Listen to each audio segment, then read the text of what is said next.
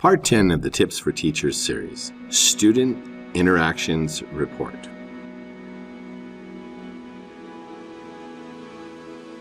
This report records an instructor's interactions with students in a course.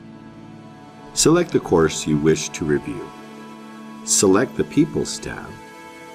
From there, mouse over the users you wish to observe. Select the vertical ellipsis on the right side of the row. Select User Details from the drop-down menu.